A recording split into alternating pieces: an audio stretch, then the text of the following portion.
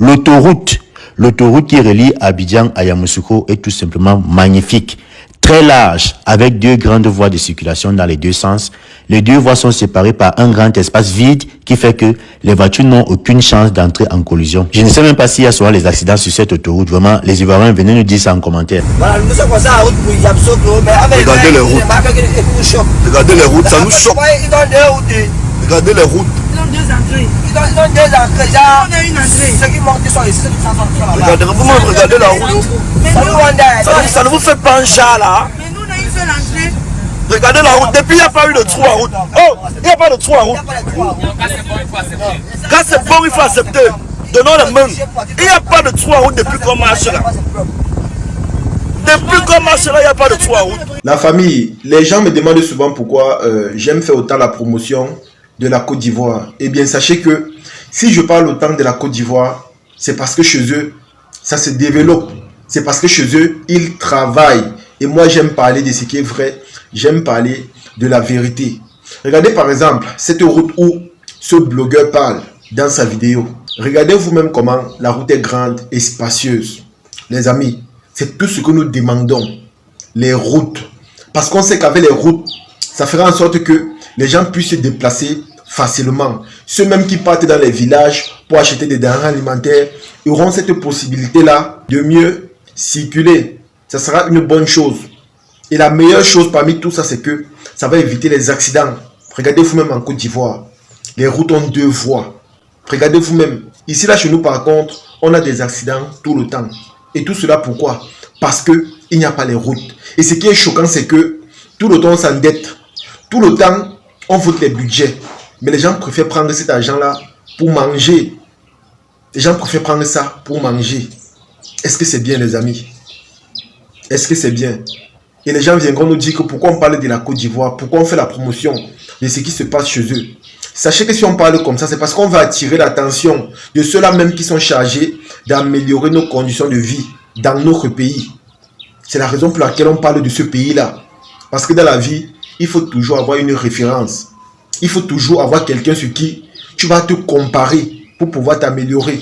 C'est comme ça. En Côte d'Ivoire, eux, ils travaillent. Regardez vous-même. Regardez. Et ce qui me plaît dans ce pays, c'est que le développement est perceptible sur plusieurs aspects. Ce n'est pas seulement dans un seul domaine. Je dis sur plusieurs aspects, le développement est perceptible. Ces gens travaillent, ils fournissent des efforts pour que les populations soient beaucoup plus épanouies ou encore à l'aise. Regardez vous-même comment les routes sont grandes. Regardez vous-même. C'est-à-dire, les voitures circulent normalement, paisiblement. Il n'y a pas d'embouteillage. Quand tu roules, tu sais que tu es en sécurité. Quand tu achètes ta voiture, tu sais qu'elle va durer. Parce que l'état des routes est convenable. Et c'est la raison pour laquelle, moi, je comprends pourquoi les Ivoiriens achètent beaucoup de voitures. Je comprends pourquoi ils ont beaucoup de voitures, des belles voitures. Tu vas voir un jeune qui a une belle voiture, une jeune femme qui a une belle voiture. C'est parce que même les routes sont bonnes. Elles savent que quand elles achètent leur voiture comme ça, elles vont rouler sur les endroits où les routes sont bien construites. Et c'est comme ça que leurs voitures vont durer. Mais ici, là, chez nous, tu vas acheter une voiture. Ça ne va même pas faire 3 ans. Tout ça, pourquoi? Parce que l'état des routes ont déjà détruit ça. Et c'est tellement dommage. Et comme j'ai dit, les amis, quand c'est bien fait, il faut encourager. Et moi, je prie simplement que tous les autres qui gouvernent à l'extérieur, là, prennent exemple sur la Côte d'Ivoire. Parce que quand on parle souvent de la Côte d'Ivoire, la plupart des gens croient que la Côte d'Ivoire, c'est seulement Abidjan. Ils pensent que tout le développement, là, est seulement au niveau d'Abidjan. Et pourtant, même dans les endroits les plus reculés, le développement suit. Donc tous les gens qui passent leur temps à se comparer à la Côte d'Ivoire ou encore à se moquer d'eux en disant que la Côte d'Ivoire n'appartient pas aux Ivoiriens. Voilà alors ce qu'on appelle le développement. Et vous savez que le fait d'avoir des routes accessibles aux populations facilite les échanges et les déplacements. Ici là chez nous par exemple, vous allez voir que tout le temps les produits alimentaires sur le marché varient. Les prix varient tout le temps sur les produits alimentaires dans nos marchés. Tout ça pourquoi? Parce que en saison sèche, les routes sont un peu accessibles. Parce qu'il faut le dire, toutes les routes ne sont pas goudronnées. Donc en saison sèche, c'est un peu accessible. On va dire que certaines denrées alimentaires sont un peu moins chères.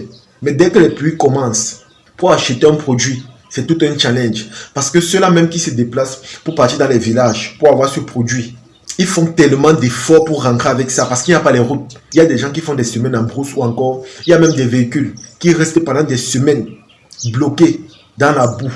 Tout ça à cause de quoi? De l'état des routes.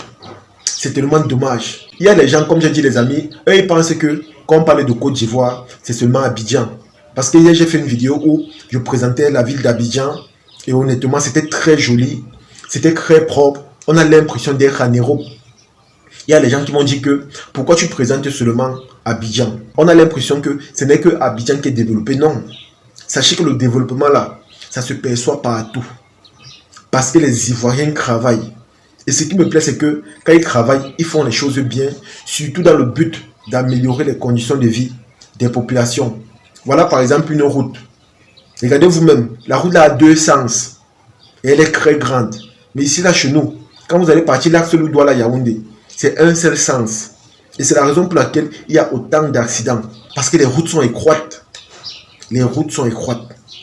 Et normalement, on devait construire assez de routes. Surtout pour ceux qui voyagent beaucoup là. Parce que c'est le fait d'avoir des petites routes que moi je qualifierais de pistes qui font en sorte qu'on a autant d'accidents. Et les amis, ce n'est pas bon. Ce n'est pas bon. Crichez le bon exemple. Regardez ce qui se passe à l'extérieur. Essayez un peu de copier le bon exemple. Essayez de le faire. Essayez de le faire. Regardez vous-même en Côte d'Ivoire, ça travaille. Ça ne dort pas. Je dis que ça travaille. Et c'est comme ça que le développement ne se perçoit pas seulement dans la capitale, mais aussi loin à l'extérieur. Parce que les routes sont goudronnées, même à l'extérieur, jusqu'au niveau des frontières. Les routes sont goudronnées là-bas. Et ça facilite les échanges. Vous allez voir que la plupart des Burkinabés, des Sénégalais, même des Camerounais, quand ils partent en Côte d'Ivoire parce qu'ils n'ont pas assez de moyens, ils passent par la route. Parce que les routes sont bonnes, les routes aussi sont accessibles. Les routes sont trop bonnes là-bas. On ne les dérange pas. Quand tu prends ta voiture, tu sais que tu vas arriver en sécurité. Parce que quand tu roules même sur les routes, tu es à l'aise. Mais ici, là, chez nous, pour acheter une voiture, tu réfléchis d'abord plusieurs fois parce que tu as peur que quand tu vas acheter ta voiture, l'état des routes va faire en sorte que ça ne puisse pas durer.